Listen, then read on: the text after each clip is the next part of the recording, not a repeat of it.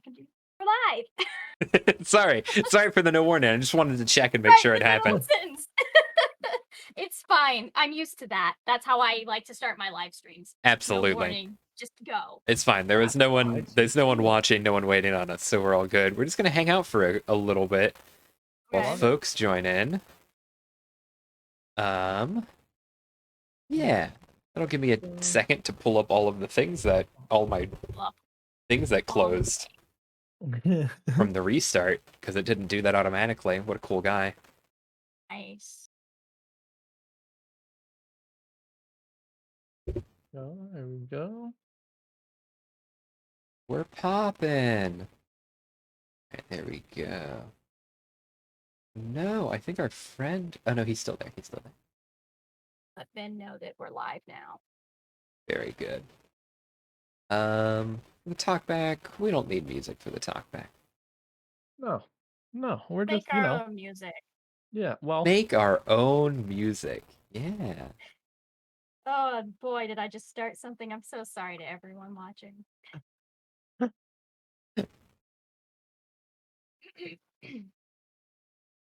Very good. See, that's all right. We're good. We're good. Okay. Not to waste any more time. Oh, if that's an option I have. To not waste any more time, let's go ahead and jump right into it. Hello, everyone. My name is Johnny McAllister. I am joined today by two wonderful people. Below me on your screen is a good fellow, Connor Griffith, if you don't mind introducing yourself. hi, I am Connor Griffith. I am playing Valandros, a Pain Taster Rogue, which is a homebrew from Johnny. Help me out again, because I always forget. It is from Mage Hand Press, Yes. from their document, The Middle Finger of Vecna. Yes. Yes. Which importantly, they also produced Valda's Spire of Secrets, which is a document that we here at Luckcheck are using pretty generously. The characters of Kamos and Henry are both classes from that book. Yeah. Yeah. Any other introduction from yourself? No, I think that about does it. Let's just keep it simple. Perfect. And then over here on my right, the wonderful Margaret Stornbecker. How are you doing? Hello, I am doing well. I was on a couple weeks ago as Inari Shadowrun and haven't slept since. Very good. I'm getting flamed by Draham By my brother. for messing up. And to his credit, Listen, he's not wrong. you're All not right, wrong. we're working on good. it. Or Johnny is working on it. Sorry about that one, folks. Yes, to the beneath of me, Connor Griffith, and to my right, Margaret Stortenbecker, in case anyone got confused in between things not working correctly. Yes. Perfect.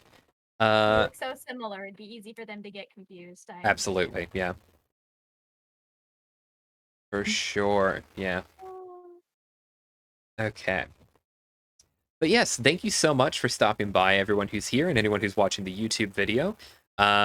We are members of Luckcheck, which is a weekly D&D stream available on twitch.tv/luckcheck every Wednesday at 6 p.m. Available on, yes.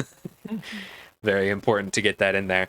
We also have a YouTube channel, which is, I don't know the link off the top of my head, but you can find it with !YouTube and or !Discord to get to our Discord channel, which are both some options you have there. Very cool stuff if you want to hang out. Do you have 100 subs yet? No. We're at like Then 3 million or something like that. I was gonna say, you won't have a customized link until you get to 100 subs, Yeah. so we'll have to get you there. Well, sure, but I should, honestly, if I really cared, I would have memorized the generated string of letters it gave me. That's so true. I don't think you care enough.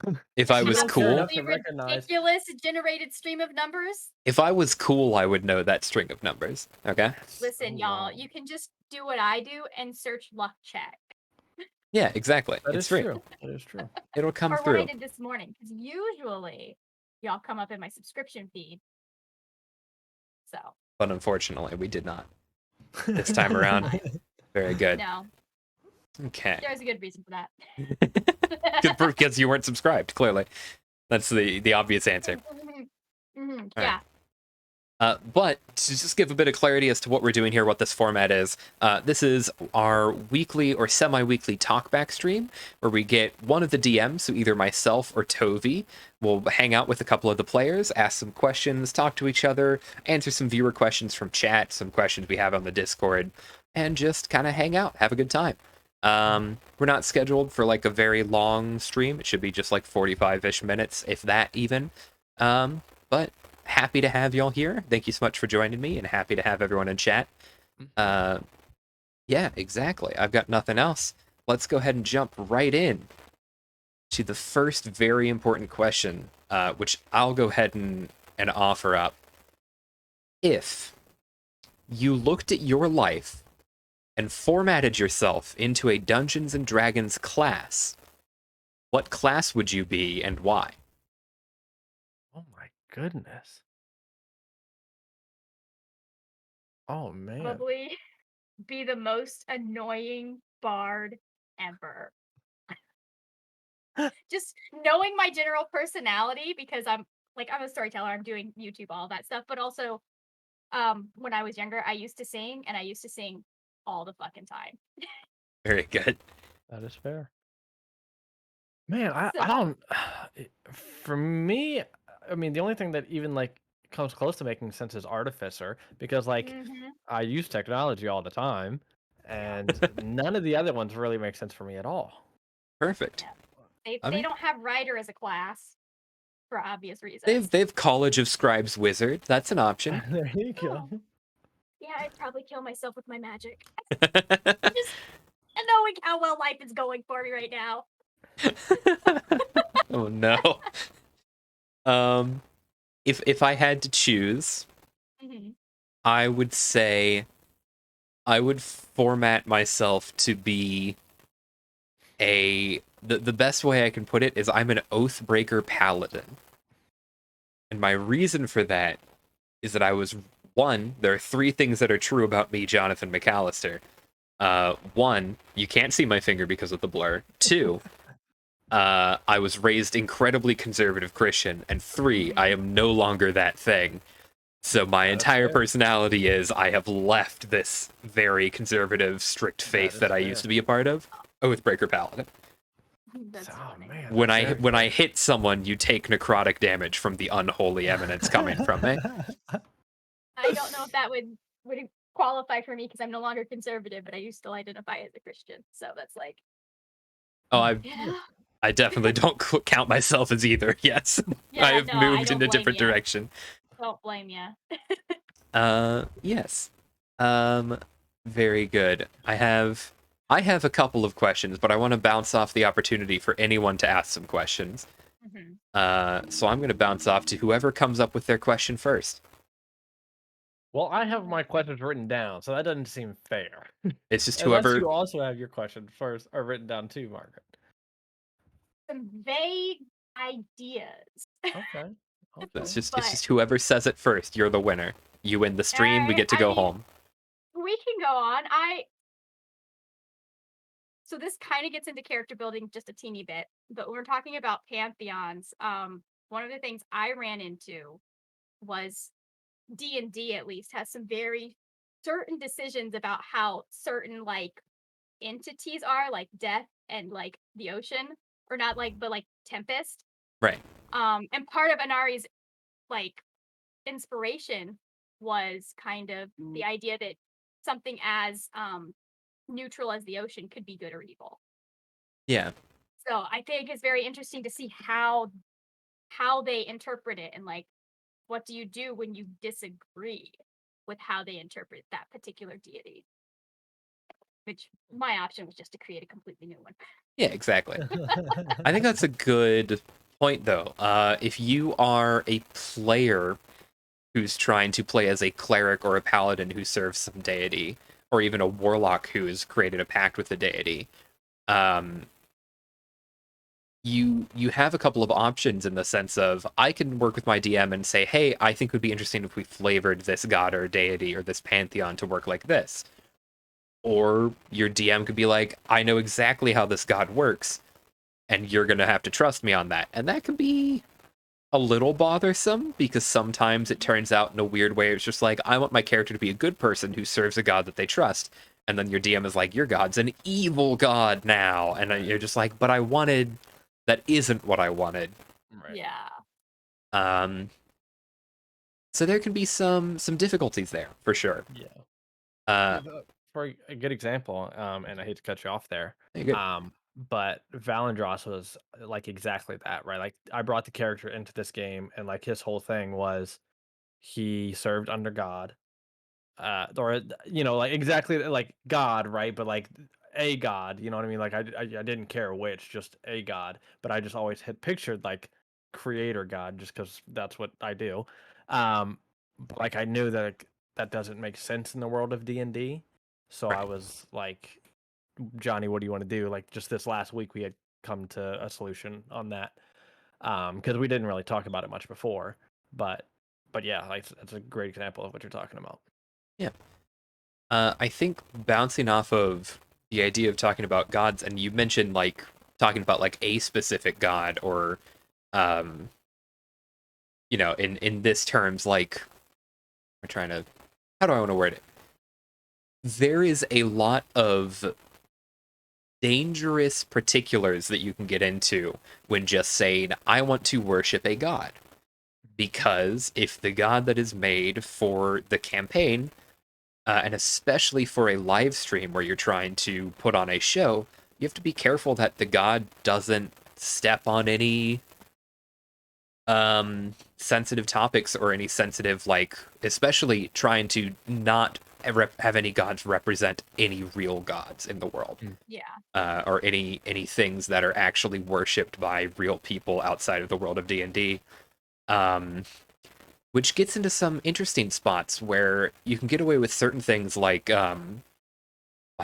if you show like Thor or Loki or Odin or Zeus or any of those gods or any of those pantheons, people will be like, yeah, that's like a fantasy thing, because no one actively, or if they do, very few people actively worship those gods in like modern society. But if you try and get into like Japanese Shintoism as part of your setting for your D&D, that's a bit of a touchy subject because that's the current primary religion of Japanese culture. They still observe those traditions. Right. Well, Um, that and they don't have kind of the ubiquitousness that the Greek or Norse gods have yeah, for in sure. kind of Eurocentric cultures. Like, because you could do the same thing with the Christian God, because there are so many different interpretations. Yeah, So, like, I mean, somebody's going to be mad either way you do it, but because it's touchy, but it's one of those things that, like, there is a vast array of representation for it. And so we all have kind of like this base knowledge, and you're less likely to fall into stereotypes and appropriating it. Whereas with something like Shintoism, you're not going to know as much. It's not in the culture as much. So people may not know when you're yeah, saying something that's wrong. exactly. Right. Yeah, I think that's a great point. Um, which brings me a little bit. I think that's a good stepping point to the gods of Casacania, or gods of Casaconia, the world of Luckcheck, which is, it's a bit of an interesting situation. As Connor, you mentioned, we hadn't really talked about it until recently, and that's because in just flat honesty, Luckcheck was a very quickly put together and not fully fleshed out idea. It Right. was, I approached Toby and said, I want to do a Twitch stream where we play D&D together. And he said, sure, I'll start. And I was like, oh, okay, sure. And then he was like, all right, I have our players. Uh, we're going to start next week. And I was like, oh, okay. All right. Yeah, we're doing this.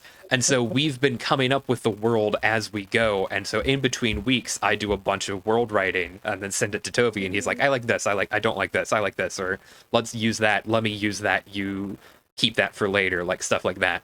Right. Mhm. Um, and so I'm going to throw Toby under the bus here. Not under the bus. I'm going to say, I'm going to claim credit. The Pantheon of Casaconia came about because I came up with it. I like it. Um, So this one was me. Toby was also he was just as surprised as everyone else was when we met Carrion, um, and just as surprised when he heard about Abyss, and just Yeah. as surprised when we learned about Splendor, which are the three gods that have been revealed so far. Uh, there's your Theme. there's your spoiler so far. We have I'm catching hints of a theme there. go for it. What theme are we catching? I'm getting a lot of like not quite, but very much kind of adjacent to the seven deadly sins type vibes, if that makes sense. Okay. Kind of like not necessarily like kind of in that vein because they're so representative of different things. Right. You I know can what see I that. mean? Yeah. I think that is interesting because of various other things that are going on in the campaign. Um, but that's good to know. That's one of the Yeah, things is, yeah, sorry, go on. no, just the interpretations can be like that, and that's what I love about D&D, especially with like how you guys are making the world as we go type thing. I love that it's just like being introduced little by little, and then people are like, oh well, until it's completely fleshed out, you have like these ideas that you could just be like, oh well, this is like extremely like this, or I think it's like this, stuff Yeah. like that. It's really cool. I think it's been very fun and it's very satisfying to do. It's been a very fulfilling project for me. So I'm very happy to be working on it as we go. It's a good time. I'll bounce off then. Connor, Mm. what's one of the questions on your list? What do you got for us? So two are kind of spoilery, so I don't really want to get into that. Um, One you kind of just covered. Um, Another one is um just like a basic question, really. So as far as DMing goes for you, what is the biggest moment where you're like, um, oh shit, I have to think of something on the spot right now? Like, what was like the hardest kind of thing to improvise on the spot, if any? Like specifically for luck check or just in general? Or luck check, yeah, or luck check. Or Sorry. luck check. I think the most frantic I've ever had to be during luck check was a couple of sessions ago when you were exiting the Vamra cave, and you all fought the basilisks. And I think we've mentioned it on a talkback before, but that's the most frantic I've gotten because Tovi didn't tell me there were basilisks there. He texted me mid-session, like I was like, "And you guys step outside," and he was like, "Oh, by the way, those were basilisks in that room." And I was like, oh yeah, you guys run into like you guys see a basilisk, and then I had to throw two of them on the map, find out what their stats were like while trying to keep the pace going. Right. That's the most frantic I've ever gotten is trying to just literally within like 30 seconds set up a basilisk encounter. Nice. It was a good Um, encounter. It was a great No, encounter there's for not anymore. yeah, right. exactly. I was like, did you put them on the map? Okay, they're not there. We're just gonna move forward. Yes, It's and I could have gone with that, yes. Um, however, I kind of liked the idea of like, oh, Yeah. basilisks make sense. That's kind of cool. Let's go with that. And so I had my Nice. plan, because his plan was there were just basilisks. My Mhm. plan was that there were the leftover Vamra that got corrupted by what was he called? Veracity, Yeah. Yeah. Yeah. craving. Yeah. Um, Craving. Yeah. and I was like, so the ones that for some reason are back in the world after being devoured by craving. And so those are what you're fighting here. And then he was like, basilisks. And I was like, let's do both. So it became a much more dangerous encounter that you guys did pretty well with. Yeah. Yeah. Ben came in with some fuckery, so Yeah, exactly. That's the good realization of realizing you're stuck between two line of sight petrify monsters and saying we need to stop one of them from seeing us. Yeah. It was a Yeah. good move on his part. we need to do something. It's funny because he then lectured me about how to properly do fuckery, and I was like, my dude, I've been this character for all of one session. My brother in Christ, give me a second. Very good. Yeah.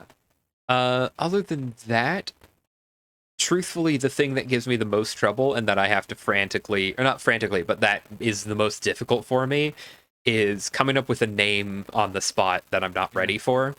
Yeah. And it always comes out as a good joke because it gets everyone to laugh because I'm guaranteed gonna think of the funniest name I can think of at the moment and go with that. Yeah. That's something that Tovy's really good at. Yeah. Captain Hellman, to my knowledge, was an improvised character from Toby's part. Nice. And then I was like, and then I built on top of it later. Right. But it was that's a lot of the style that works with Tovy and I is that he's, I think, a much better improviser than I am. So he will come up with on the spot more interesting plot hooks and more enticing characters just like on the spot if you throw them up against the wall. Right. And meanwhile, I try and build longer plot hooks and like stuff like that that's more intricate. Right. But I think both styles are very fun, and it's I really agree. fun to work together with them on it. Yeah. Definitely. It's really cool because like you guys definitely are different style DMs, and I can tell. But you guys both do an amazing job. Both are just amazing DMs. Well, Really cool. So thanks. yeah. Well, I okay. Pretty well appreciate it. together. I didn't mean to. You know, I take it back. You suck. Yeah, that's fair. I have a follow-up question. Okay. Has there been a moment as a viewer or player that specifically stuck with you? Like, has there been one moment in the campaign that was just like, oh, I mean, when Kano saw Petal on the ship, so Aw. outside of the moments that haunt me from a couple weeks ago, that's it. That's the one. well, I have no Um, idea what you could be implying. I'm telling you, man, um, I'm not gonna get any sleep. two, two from me stick out. One was as a viewer because I couldn't make it that session. Mhm. Is when you Gellin got turned into Ash, and I was like, Fuck. oh shit! Like I wish I could be here for my boy. Um, and then when Captain Hellman died, Yeah. that was so good to me. Such a great way to end session, and it was just like fantastic. Did too. I'm Honestly, sorry, like it you just cut out. I didn't quite hear what you said. No, I go for it. think he was talking to you. oh, he was talking about that was so Hellman was so unexpected too, because Mhm. like the setup made it feel like he was gonna this is a character we're gonna be seeing for a hot minute. Mhm. And then he just jumps overboard and it's like Yeah. kind Yeah. of similar to the moment with Petal. I think there is a running theme that started to develop, which uh which is the fact that and Ben has brought it up before that everyone was prompted by Tovy to make lighthearted characters for a lighthearted romp in the ocean. Yeah. I knew since the beginning, and I told him, "You're telling them to do that. You know my style of DMing," and he said, "Yes, that's the point." So there's been a theme which is trying to set up a good amount of jovial, like lightheartedness, and then always make sure there's that little bit of like, damn it, there's a Yeah. little like there's a bit of trash in this world that's going on. That's another thing that you guys do really well is the hooks at the end. That you're Mhm. like, holy shit, that ending was fantastic. I cannot wait to play next week. You know, or listen next week for the viewers, I suppose. But Yeah. just like every week, you guys end it strong as hell, and it's fantastic. Hey, thanks. That's been one of my primary goals is trying to make sure that there's a good hook at the end of each episode, Yeah. which isn't always it's not always satisfying as a player, and I respect that, and I'm a little worried. Mhm. I love it. But because everyone that's on the show playing knows that we're putting on a show, I think it's working. But it's also there's a little bit of trying to be careful about making sure I don't um, step on anything that I shouldn't. And that's just, respecting boundaries and stuff like that. So that's part of that is just trying to remember to be a decent human being. And Right. then the rest is trying to be careful about not leaving anyone in a state in between sessions. Ben calling me out for being railroady. Listen. But I don't know. I don't think it's very like to me. one, I don't mind railroading because it moves Oh, it storyline. needed And to I just like happen. it. Yeah. And two, I also don't think it's very railroady because you're like just telling a story, right? And Yeah. we're like living in your guys' world. It's that's what D&D is to me, kind of. You know what I mean? Like if nothing is put on track, I guess okay. So I guess it is railroady. But if nothing is put on tracks, then we just dick around in the ocean all day. You know what I mean? It's like something has to happen, and Yeah. especially when you're doing it in front of a live Yeah. audience too. You want to keep them interested in it. Yeah. And you have a time limit too. Like that Mm-hmm.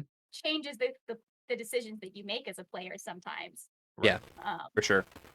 So I think I'm always going to be concerned about being railroady. mhm. But my goal and the reason why I'm okay and satisfied with what I've done so far is um is the fact that there's, as you say, like if nothing's on tracks, nothing gets moving, but more specifically, for me, it's the fact that players want to live in an immersive situation.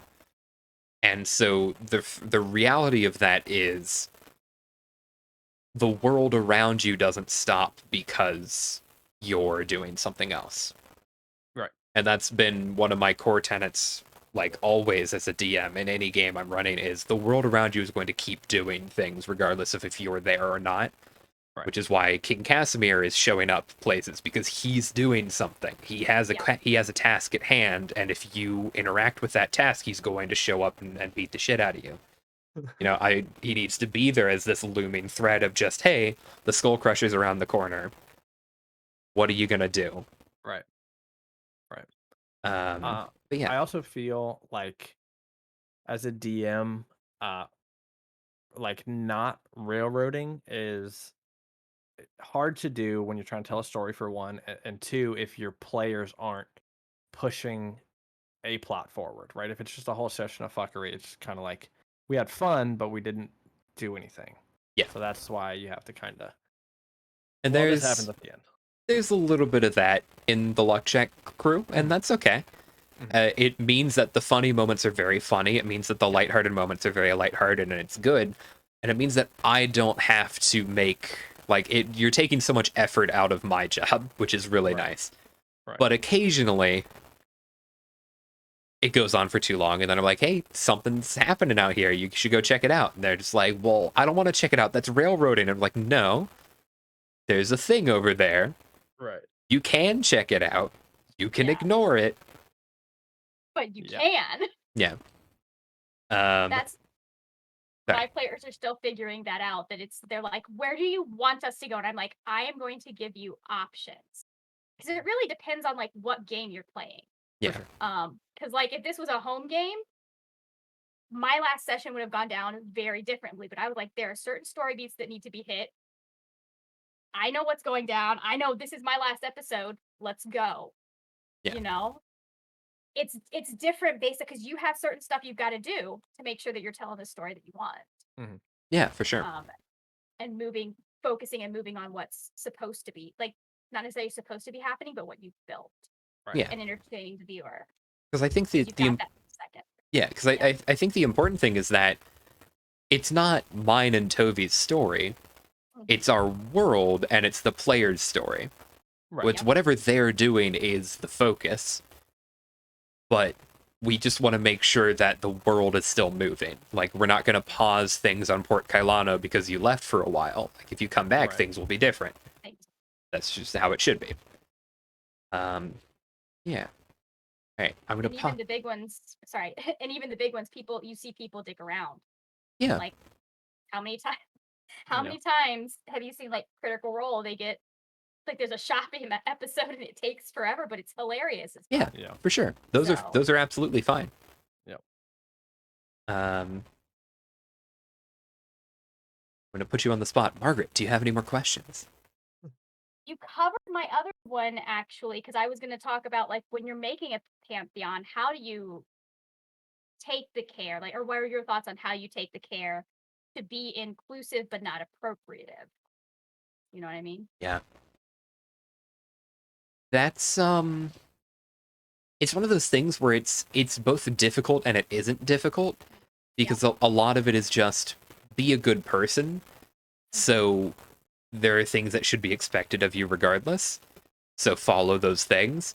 But then there's also we're doing a lot of improvisation, and when you are forced to think on the spot, you generally will think subconsciously. Mhm. And if you as a person have been raised or experienced things in a specific way, those are likely to come out in those improvisational, like in those bits. So there's just a bit of being careful of just like, hey, I don't think these things, I don't believe these things to be true. I need to be really careful that I don't have an intrusive thought and then accidentally say that intrusive thought.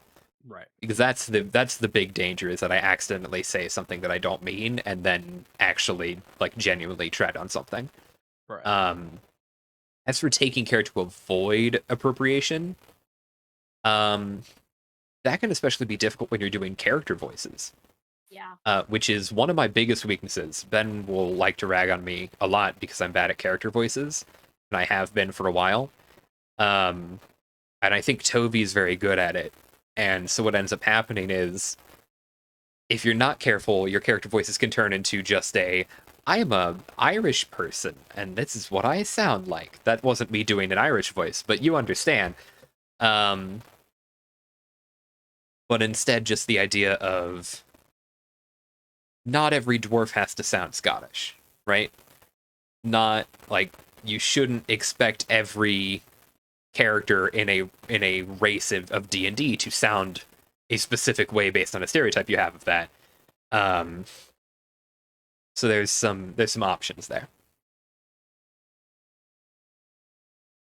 There's a like something that always has to be at the back of your mind when you're creating, and especially when you're part of like the main culture, Yeah, I guess, or in our case, when you're white, when you're sitting there like because there is so much of how things are misrepresented in the media and stereotypes. And so a lot of it comes down to research and also knowing maybe this is not, for me at least, maybe this is not mine to mess around with necessarily, yeah, you know?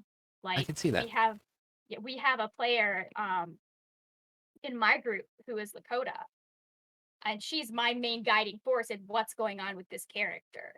Hmm. Um, because she was the only one that I approached and said, "Hey, I'm picking out profile pictures for everyone. I do not want to pick one that makes you feel uncomfortable, and I'm having a hard time finding art of this, this character that's not Right. huge stereotypes. Do you have like what do you want? Like who do you want like your profile picture to be? Because we're playing on roll 20." Yeah, Hmm. And so we sat down and kind of she came up, she's like, "Here, just do this." yeah, But it's hard because a lot of the like if you look up Native American because she was a human fighter, a lot of it is very like stereotypical. yeah, Oh yeah. for sure. Yeah. So There's a bit of a concern that I have, and mhm. it's something that I was actively trying to be very careful about, which is a spoiler for this past Wednesday, because your question might Go have ahead, sounded a little different if you had heard it. Uh, go for it.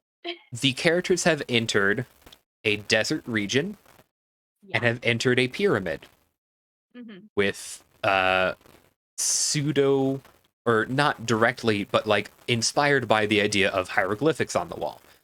Hmm. And so my idea is just I am not going to attempt any form of accent other than just I'm going to change my voice a little bit, Yeah. and Right. I'm not going to make any statements like I'm trying to actively avoid saying these are like Egyptian things. Here are ancient Right. Egyptian tropes. Right. Oh, Instead, it was just I wanted to do it's an inverted pyramid, so it's buried in the ground upside down, and that's as far as I got. And I was like, I think that's cool. I I do too. don't Yeah. I don't nice. believe this is appropriation because it's just pyramids are tombs. They are tombs for Hmm. specific things, but going so I don't want to go any further with that other than just the idea of it's an upside down tomb buried in the desert. We're not touching any further on that subject because that's not my story. That's not the version of the story that I can tell. Yeah. Yeah. And for there, one of the things you can do is like just lean into the fact that like the Egyptians are not the only culture that has a pyramid. They are not the only culture that has um pictographic writing. Yeah, for Right. sure. Like, so there's definitely like common ground that you can find to build that. Yeah. It's not one thing or another. Yeah. You'll have, yeah, I can just show up and say, hey, here's a bunch of cuneiform on the wall. Figure out what these merchants are up to, you know? Yeah. Figure out what's going on. So, yeah, that's what I had. Perfect. Connor, you got any more questions for us? I have two more. One, I think is a good ending question. We'll end with Um, that one then. So hold on. okay. And then the other one, I I don't think it's like I don't know if you even want to answer it or whatnot. Yeah, go for it. But and it could have already been answered while playing, and I just forget. But when laying out the scattered isles, Mhm. which is the islands that we're on, um, is there a Corrigent um person on each island? Is that like the goal behind it is like each island is governed by a Corrigent head, or what's up with that? So, And I don't want you to answer stuff, if we don't know yet either. So no, for that's why sure. it's kind of like a I think tough that's a good question. question. Um, so based on just Wednesday's session, you already know that isn't the case. Okay. Because the island that you're on right now is not run by the Corrigent. Oh, right. Okay, Um, I knew that. yeah, you're fine. And then also, Draham says in the chat, the Scattered Isles are outside of typical Corrigent ruling, which was the goal. Is the idea is it's an area that's closed off from the rest of the world. The Corrigent are trying to effectively colonize it, Gotcha. and you were brought here to be effectively workers in that effort, but instead you escaped or were freed by some spooky mystical ghost ship. Okay. Figure that out eventually. Now I'm wishing I fucked a little more shit Uh-huh. for them. Perfect. I was like, yeah, pirates, let's go. Oh, Yeah. wait. Yeah. But I think an interesting point with your question is I didn't know what the Scattered Isles looked like until we had the first episode and Toby showed off the map. Oh, okay. Because he didn't show me the map until we started streaming live. And I was like, all right, bet. Let's go. That's what I have to work with. Okay. I do That's like right. it. Who was DM the first episode? Was it Toby? Yeah. Yes. Yeah. Toby Okay, for the and that makes first four, I sense. believe. Yeah. Yeah. I do Or like it. Toby It's like makes sense. just looking at the map, there's like a bunch of different like environments. Like there's like the Yeah. volcano island. We're in like the deserty island now.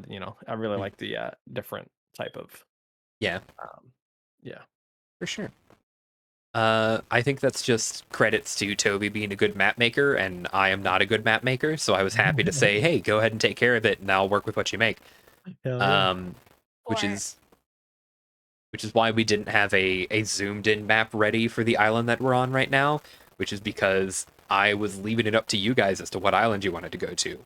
Right. That was completely up to you, so I had plans for each island you could go to, and you chose that one. So I was like, okay, cool. I don't have a map for it, but this is what it is. There you go. Here.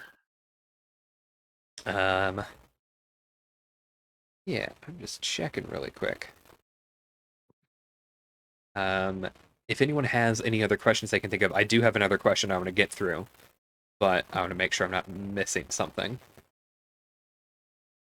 No, I just have the one more, and I think it's a good ending question. I think it is. I think it's more of like a fun question. 2 brain cells currently, and they do need a little bit of a jump start to get going.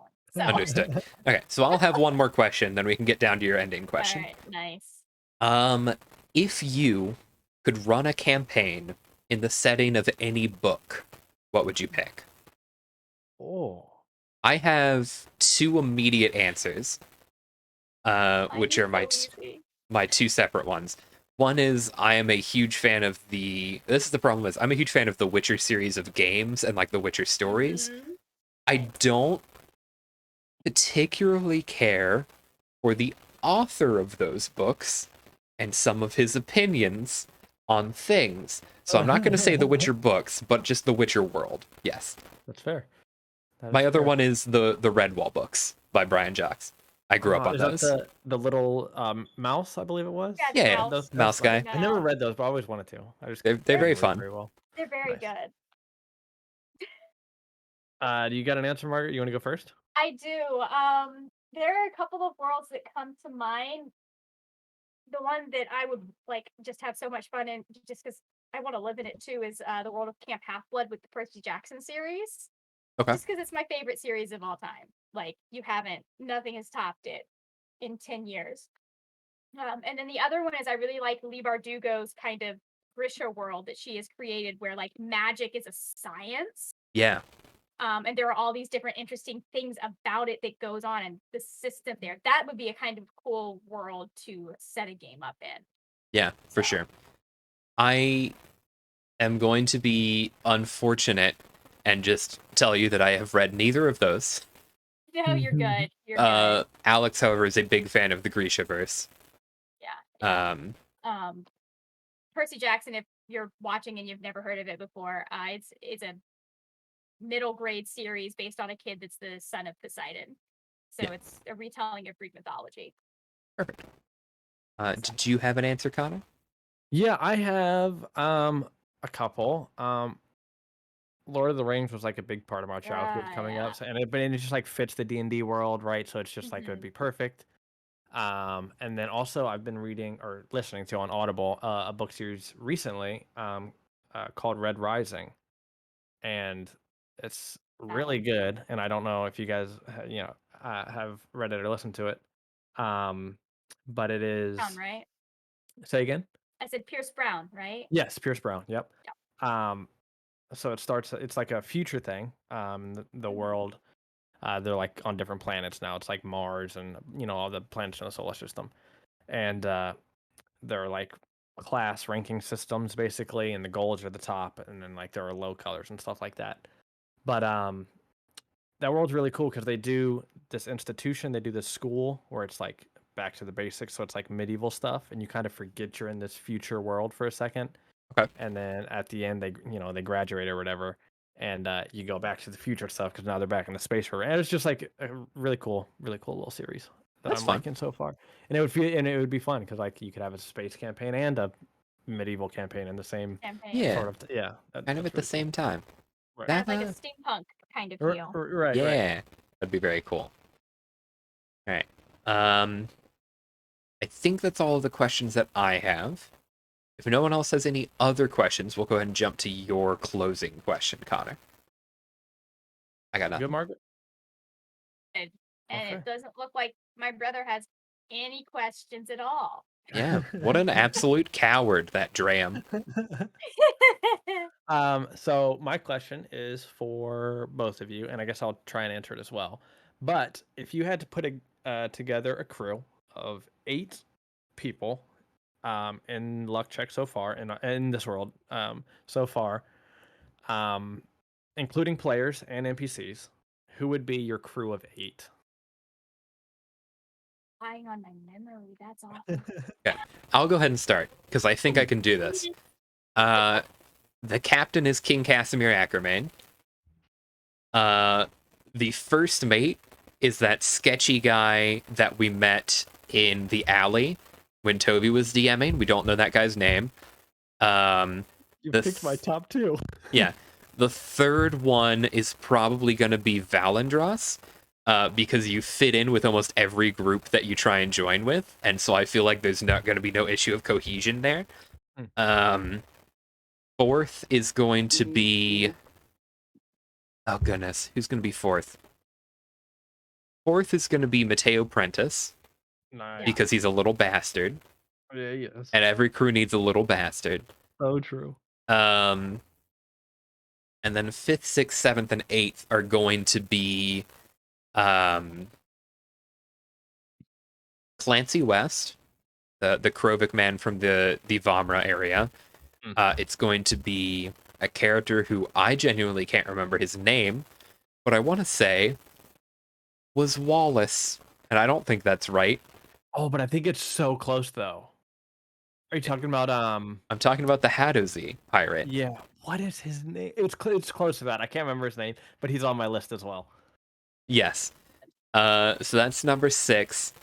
Number 7 and 8. Walter Guthrie, I believe. Walter. No, I it's not think Guthrie. you're right. Guthrie's someone else. Walter something. Oh, Walter. Um, yeah, Guthrie and Gunfrey in that one episode. yeah. Guthrie, all Gunther. Um, and then let's close it off with number 7 and 8 is gonna be Chuck Maddox, my brother's character, a good wild card. And then number 8 is going to be a suspicious, unrevealed character. That Not fair. a suspicious, unrevealed character, but it's a character that has been hinted at already. Fair enough. Fair enough. Fair enough. I guess I have to go re-listen to everything. Oh my god, you're asking me to remember names besides my own. Yeah, I know. Yeah, and that's a big ask for me too. So if Inari was putting together a crew, I think she definitely we'd have to do Captain Hellman. Obviously, this is in no particular order. We would want to have a healer, so we'd have Petal in there. Then from the main crew, she'd probably take Gellin, Henry, Valandros, and Rune. We can leave that hoity-toity motherfucker out. And that puts me at what? 4, 6. I've got 2 more. Yep. I think I would also include Mateo Prentice just because it would be fun to confuse him. Let's see. And that poor inn owner that we snuck into is in. He needs a vacation. He needs a good time. The turtle guy. Yeah, the turtle guy. Let him get out. The turtle guy who we just completely botched and completely thought that we were robbing someone else when we robbed him. That was Yeah. That was probably my favorite moment as a player in the campaign, was realizing that half of us thought we were robbing the inn and half of us thought we were robbing the belfry. Yeah, that was Oh that my was god. that was terrible. But It's I was funny. on the winning side, so it's okay. All right, Connor, you dealt Okay. it. You have to answer. I did deal it, and I will answer. So, I'm going to start with Valandros, of course, because I was thinking from Valandros's perspective. Okay. So I would definitely, first choice would be the I believe it was a half elf man that we met in the alley. That's true. Instantly he'd be my guy. And then the king, of course. So that's 3. I would have Inari because she can control the sea. I mean, that's just like a given. Gellin because he's the homie of Valandros. A. Let's see. Oh, what was the sheep herder's name? Was that Guffrey? In the town where he died? The 'cause of sheepherder. That invisible was monster? Vet. Vep. Yes, I would take Vep. If I could bring him back, I would take Vep because I liked that fella. Got 3 more. I would take. There is a light, like it's kind of like Man, probably the rest of the crew. So that would be Kamos, that would be Rune, and that would be Henry. Okay. Yeah. Yeah. That seems fair. Some pretty unbalanced crews there. It's a good time. I don't think mine had a single healer, and I didn't even include myself. But yeah, no, it's pretty good. It's funny that I say we needed a healer and Inari is a healer. Ben is sending me so many. He is so angry at me right now. I mean, there's that, but there's also, you named 2 healers because you have Petal, Rune, Petal. and Henry are all healers. Oh my god. So you have the healthiest crew. No one on your for crew sure. has scurvy. Everyone's eating their vegetables. My crew guaranteed has scurvy. I can confirm it's canon that King Casimir Ackerman has never touched a fruit in his life. How does he still have all his teeth? He's a cat guy. He's a big lion. He doesn't really need anything else. True. God doesn't need a healer. Are you equaling combos with God, if you are, I'm kind of glad I left you out of my crew. Yeah, it's a little spooky. All right, I want to close with two things. Okay. One is a secret spoiler that is just Ooh, for your eyes and ears and anyone who happens to be in the Twitch chat. I love that. Um, I can confirm who the next guest player is, but I cannot confirm exactly what time they're available. So Oh, I don't know how far in the future this is. However, I can confirm that off in the distant coast of Casaconia in the Scattered Isles, there have been reports of a angry suit of armor racing around different islands and stealing from locals. oh And no. that suit of armor might be played by a certain East Coast magic. Yes, my brother. As soon as you said a suit of armor, I was like, that sounds like something Mike would do. Yeah. There is a potentially haunted suit of armor out there that Awesome. might have a run-in with the crew at some point. So just to put that out there. That's Um, funny. yeah. That's very Full Metal Alchemist of you. The second thing, actually, I lied. I have two more things. So one of them is another I want to put out a question, which is, how are y'all feeling, or what are y'all thinking of the Pantheon, and then also the monstrosities of the world? We're calling them monstrosities for now, but I'm referring to Trunk, Craving, and the one that Chuck Maddox had in his ring, because those are the three of those that you've met. The one that popped Henry's eye out. The one that popped Henry's eye out. God, you guys are so messed up. I did that to Toby. He didn't know about it beforehand. Like as a player or as a character? Like how does Valendroth feel Either about or, it? whatever you think is a more interesting answer, or both. Hmm. As a player, I like all of them a lot. All of their concepts are really cool, and the voice that you did for was it Craving the first one that Kamos talked to, or is that Trunk was the Trunk? one That's right. because that's the I'm one that sorry. Kamos named. Right. His voice was really cool. That was cool to hear.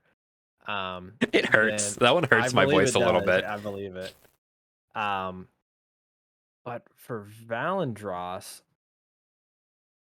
I just think he like hates everything to do with primals and the evils. Like anything that's like a higher power, he hates. He like loathes entirely at this point, I think. Yeah, that's fair. What do Because you of think? things that happened last session that you did not see, Margaret. I'd love to. It's just not up on the YouTube channel yet. I was gonna get caught up so we could. All right. But That's on me probably. That's okay. um, It'll be up eventually. as an audience member, because that's my primary role, is a lot of this is deeply unsettling and very intriguing. Like the character that had its face with maggots in its eyes. What? Yeah, Carrion. Like fantastic, but also Yeah, carrying. worried about you. She's a friendly bug lady. I also really like kind of that archetypal feel that your kind of pantheon has, and the way what that speaks about the world and the connections that makes. Yeah, I do too. Okay. So This is honestly, this is just QA right here. Is you're giving me some feedback on my world building so that I can know what I should work on and should continue doing. It's true. Maggot eyes can't hurt you. What's a maggot gonna do? Literally nothing. But 1 million can. Enough of them can drown you. So It's true. have maggots crawling your everywhere. Oh, Next question. Hurry. Next question. Okay. I want to. This is the problem is we get later on in the talkback. I just want to start spoiling things, but I know that's not good for anyone. Yeah. So we are going to call it there. Okay.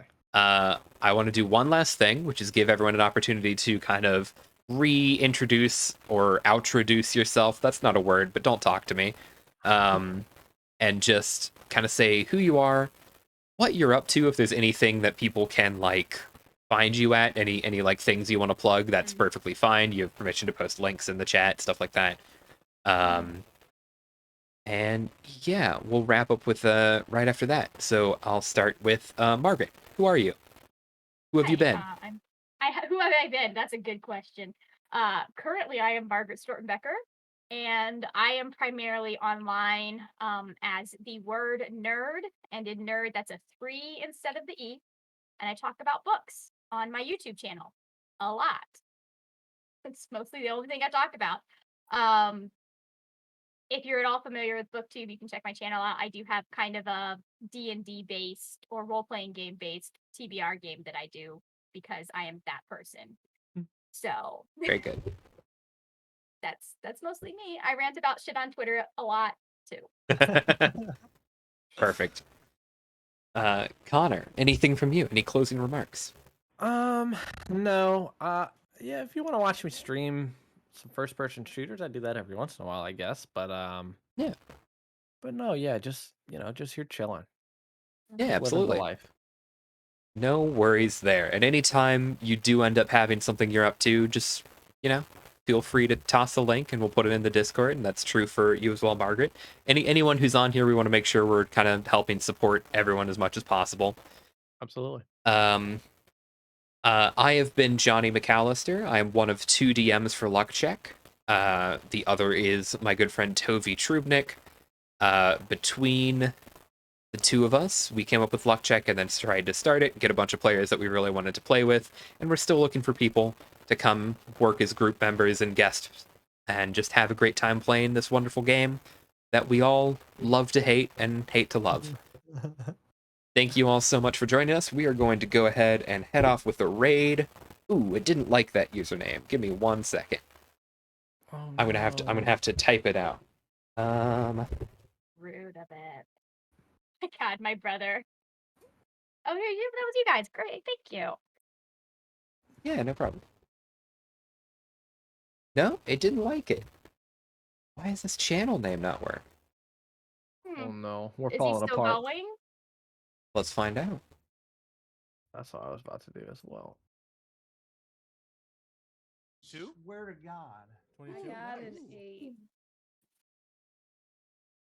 I believe that this is correct. Yeah, you're still going. Oh, I went to do a different one actually for Okay. a reason. But it's not accepting the username that I'm copying and pasting. Oh, you hate to see that. Oh, wait. It's because I am, in fact, an utter clown. Turns out, the lower one is actually the name of the stream that they're doing. Alrighty there, chat room. We're going to head off. I'm going to rip off Sage M one last time. Thank you so much for joining us. We're going to head out to raid Adventures and Initiative in a few seconds. Everyone say bye. Goodbye. Goodbye. All right, I think we're free. Yes. Thank God. We're outie. All right, I'm going to go hop in that chat and interact. I will. All right. I gotta go. I Yeah, will might see as y'all well. next Wednesday. All right. See you guys. Hey, with 2 people. Hey, welcome. We're playing Welcome, hello. zombies. Basically. Yeah, COD Zombies, COD D&D zombies, style. which should change the music to right now. Dungeons and Dragons and Zombies. Oh, cool. How close is a zombie to me? Ooh. Okay. Thank you for the follow. Yeah. How close is the zombie? Right in front of your face. As you guys want to. Well, actually, you're a little bit back. is where I have you. Thank you for the follow. Oh, I was thinking I was like right at All the right, door. as you guys go Thank to you, roll ladies 20, and we will gentlemen, for change the follow. to Oh yes, I've been waiting for battle. this. I was about to ask if roll 20 was up yet. I've Yes. been waiting for this moment. Okay. I've been waiting for this moment my entire life. Oh my life. Oh my life.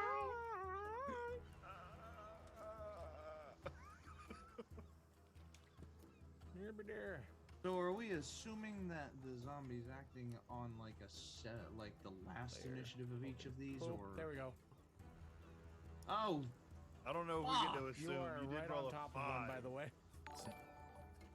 fuck! You should put it like that. So they're coming in like that. But yeah, you guys are right fucking there because you're hanging out. I'm in all the front way of door. back there. Yeah. I said I was with Zep though. Oh, okay. Well then, I've just been following move Zep up the whole one. time. Then you're right fucking there. Then. Oh, I can move myself. I didn't realize. Yeah. Okay. All right. Sorry. I apologize. All right. You're Cool. good. So, do I get to go first? Who was first 22? initiative? 22. Yeah. 22 Felonies. Yes. Cool. So I'm gonna just like put put the pistol right on Zep's shoulder. Wait, Zep, are you still in the air? I am. Yeah.